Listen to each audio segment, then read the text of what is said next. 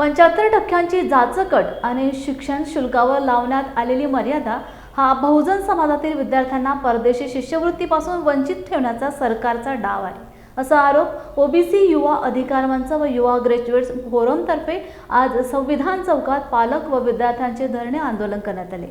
समान धोरणाच्या नावाखाली बहुजनांची गळचेपी बहुजन समाजातील विद्यार्थी संघटना सहन करणार नाहीत, असा इशारा देत सरकारने हा निर्णय तातडीने मागे घ्यावा अशी मागणीही यावेळी केली आहे।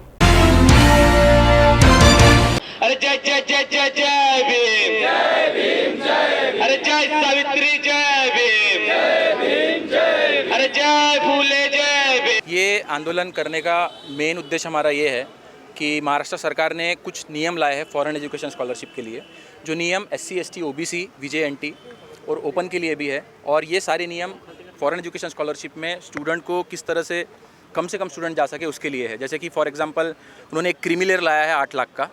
अभी क्रीमी लेयर वैसे तो ओपन के लिए होता है, लेकिन SC में भी ये लगा दिया है, ये अनकॉन्स्टिट्यूशनल एक है रूल। दूसरा उन्होंने लगाया है कैपिंग लगाया है 30 लाख की।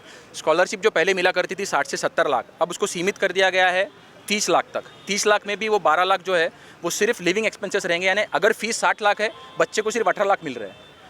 तीसरी बात ये है कि इन्होंने क्या किया है, इन्होंने 75% ये क्राइटेरिया कर दिया है। पहले क्राइटेरिया हुआ करता था 55%। 55% कुछ सालों से चल रहा था। स्टूडेंट को अगर 55% है, यूनिवर्सिटी में एडमिशन मिल जाता था फॉरेन के, तो उनको एडमिशन के साथ साथ या स्कॉलरशिप भी मिल जाती थी। लेकिन अब उन्होंने ये कंपलसरी कर दिया है कि बच्चे को 75% आना ज़रूरी है। और ये बहुत मुश्किल होता है। कुछ बैकग्राउंड में कुछ जो इंजीनियरिंग बैकग्राउंड के स्टूडेंट हैं उनको 75 वगैरह मिल जाते हैं, लेकिन बहुत हद तक बाकी जगह 75 मिलना बहुत मुश्किल होता है। तो इस प्रकार के इन्होंने नियम लगाए है कि किसी भी तरह से बच्चा जो है वो जा ना पाए, उच्च शिक्षा ले ना पाए। तो इस प्रकार के नियम के विरोध में ही हमने ये आंदोलन लगाए हैं और हर जगह ये आंदोलन करने का प्लान है। फिलहाल नागपुर से शुरुआत की गई है। इसी के साथ साथ हमने PIL भी दाखिल किया है हाई कोर्ट में। और हम यही सभी से दरख्वास्त करते हैं कि ये असंवैधानिक जो नियम है जो इन्होंने लगाए हैं, इसके खिलाफ में हर कोई आवाज़ उठाए ताकि सरकार जल्द से जल्द ये नियमों को वापस ले। और ज़्यादा हुआ है क्या OBC जो कम्युनिटी है उनमें कैपिंग नहीं है, लेकिन शेड्यूल ट्राइब में कैपिंग की गई है, भेदभाव सरकार कर रही है? जी बिल्कुल। देखिए, पहली बात तो ये है, हम कहेंगे कि OBC भाई लोग भी जो है हमारे, उनको भी काफ़ी सालों के बाद ये स्कॉलरशिप स्कीम मिली है। पिछले 2 साल ही हुए ये चालू हुई है। वो भी काफ़ी साल महरूम रहे हैं। उनके लिए भी उन्होंने जो कैपिंग नहीं लगाई, बहुत अच्छी बात है, नहीं लगानी चाहिए। लेकिन ये कैपिंग उनके लिए जिस प्रकार नहीं लगाई हमारे OBC भाइयों के लिए, उसी प्रकार SC ST भाइयों के लिए भी ये कैपिंग नहीं लगनी चाहिए। और अगर ये OBC भाइयों के लिए जो सिर्फ पिछले महीने निकला है इनका अभी GR, उनमें नहीं लगाते हुए हमारे लिए जो अभी GR निकला है SC ST के लिए, उसमें अगर ये कैपिंग लगा रहे हैं, तो एक प्रकार से ये जातीयवादी मानसिकता सरकार की यहाँ दिखाई देती है। और एक प्रकार से 2 भाइयों में भेदभाव है। ये शायद 2 भाइयों में लड़ाइयाँ करने की भी कोशिश कर रही है सरकार, ऐसा भी हो सकता है। जो भी है, हम तो 2 भाई एक दूसरे को समझते हैं, OBC और SC ST। हमारे लिए OBC भाई भी कुछ लोग बोल रहे हैं कि ये नहीं होना चाहिए, और हम यही चाहते हैं कि सरकार ने जो गलत नियम लगाए वो हटा दे। सर, नेतृत्व कौन कर रहा है आंदोलन का? राजीव खोबरागड़े। वैसे तो हम कहेंगे जन आंदोलन नहीं है, लेकिन इनिशिएटिव लेने में जैसे जो हम पहले से काफ़ी समय से लगे थे, यहाँ पे द प्लेटफॉर्म की हमारी टीम है, उसमें मैं हूँ, राजीव खोबरागड़े, आशीष भाऊ है, HRPF की हमारी टीम है। सब लोग मिलके हम मानते हैं कि कोई सिंगल नेतृत्व नहीं होता है, सब लोग मिलके जन आंदोलन करते हैं। पूर्ववत 55% झालीच पाहिजे। जाचक अटी लादणाऱ्या सचिव यांचा जाहीर निषेध। ॲक्च्युली यांनी 30 लाखाची जी अट टाकलेली आहे, म्हणजे PG करता 30 लाख उत्पन्नाची अट आणि त्याचबरोबर 40 लाख, हे जे सरकारने धोरण आखलेलं आहे हे पूर्णपणे सपशेल अन्यायकारक आहे।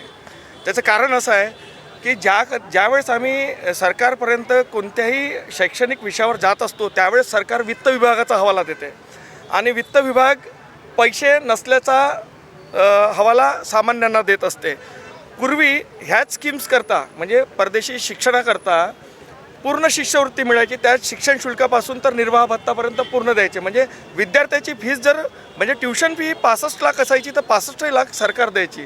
आणि त्यानंतर आता जर पाहिलं तर त्यांनी 30 लाखावर आणलं, तर 30 लाखामध्ये तुम्ही केवळ 18 लाख देऊन राहिले। म्हणजे हा जो विद्यार्थी आहे, जो शिष्यवृत्तीस पात्र आहे, ह्या विद्यार्थ्याला जर तुम्ही तोकडी अमाऊंट देत असाल तर कुठेतरी तुम्ही या विद्यार्थ्यावर अन्याय करता।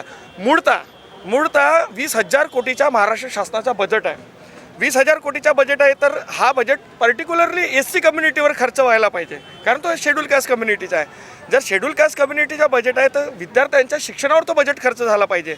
पण महाराष्ट्र शासनाने काय केलं, शेड्यूल कास्टच्या बजेटमध्ये दिव्यांगाचा विभाग टाकलेला आहे, त्याचबरोबर संजय निराधार योजना टाकलेली आहे, त्याचबरोबर तुमचे वृद्धांचे जे काही योजना आहेत त्या त्याच्यामध्ये टाकलेल्या आहे.